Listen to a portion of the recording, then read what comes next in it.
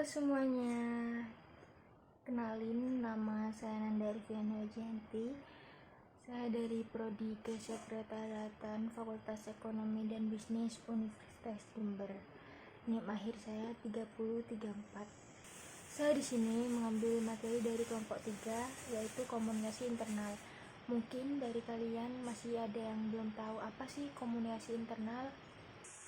Komunikasi internal adalah proses penyampaian informasi, ide, gagasan antar anggota dalam sebuah organisasi atau perusahaan. Komunikasi internal juga memiliki tujuannya yaitu ada 4. Yang pertama, meningkatkan kesadaran dan pemahaman.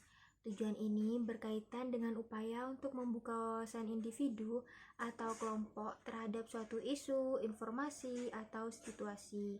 Dengan meningkatkan kesadaran, seseorang menjadi lebih peka dan mampu mengenali hal-hal yang sebelumnya mungkin diabaikan. Pemahaman yang lebih baik akan membantu dalam pengambilan keputusan yang lebih tepat, serta mengurangi potensi terjadinya miskomunikasi. Yang kedua yaitu membangun kepercayaan dan kerjasama. Kepercayaan merupakan fondasi dalam sebuah organisasi atau perusahaan untuk membangun hubungan yang kuat dan harmonis, baik dalam lingkungan kerja, komunitas, maupun lingkungan pribadi. Melalui komunikasi yang terbuka dan konsisten, kepercayaan dapat tumbuh dan memperkuat kolaborasi antar individu.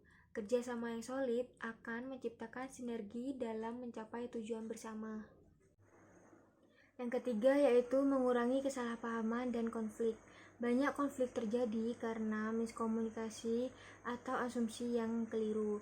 Dengan adanya komunikasi yang jelas, terbuka, dan saling menghargai, kesalahpahaman dapat diminimalisasi.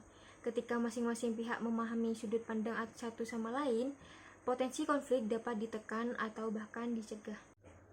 Yang terakhir yaitu meningkatkan produktivitas dan efisiensi. Komunikasi yang efektif mempermudah penyampaian instruksi, pembagian tugas, serta pemecahan masalah. Hal ini secara langsung berdampak pada peningkatan produktivitas karena waktu dan sumber daya dapat digunakan dengan lebih optimal. Ketika semua pihak berada pada frekuensi yang sama, proses kerja menjadi lebih lancar dan hasil yang dicapai pun lebih maksimal. Komunikasi internal juga memiliki berbagai manfaat. Yang pertama yaitu meningkatkan koordinasi dan kolaborasi. Ini juga memastikan semua pihak memahami visi, misi, dan tujuan organisasi. Yang kedua yaitu membangun kepercayaan dan loyalitas karyawan. Komunikasi transparan membuat karyawan merasa lebih dihargai, serta menghindari kesalahpahaman dan menyelesaikan masalah sebelum berkembang menjadi konflik yang besar. Yang ketiga yaitu memperkuat budaya organisasi, menyampaikan nilai-nilai dan norma perusahaan kepada karyawan, serta memastikan informasi cepat dan tepat saat menghadapi situasi yang darurat. Yang keempat yaitu meningkatkan citra organisasi. Contohnya, karyawan tuh bisa menjadi duta merek yang baik di luar perusahaan. Dan yang terakhir, meningkatkan keterlibatan karyawan. Contohnya, membantu karyawan merasa lebih terhubung dan termotivasi. Nah, dari manfaat-manfaat yang barusan saya sebutin, pasti ada hambatan yang mereka lalui kan?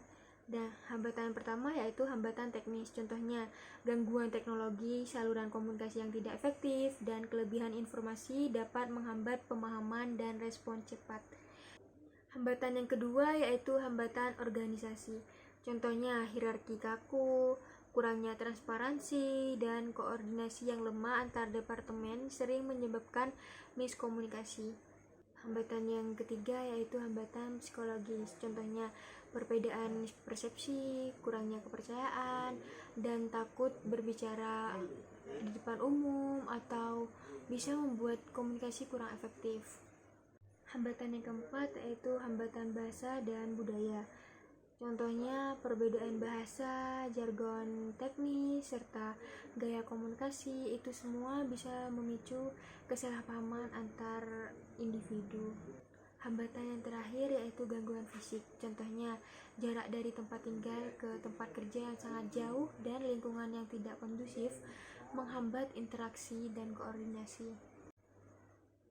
Dari hambatan-hambatan yang saya jabarkan tadi, kita juga bisa meningkatkan komunikasi internal dengan berbagai cara.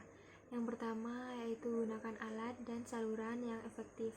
Contohnya, pilih platform komunikasi yang sesuai dan bedakan komunikasi formal serta komunikasi informal. Cara yang kedua yaitu dorong transparansi dan kolaborasi.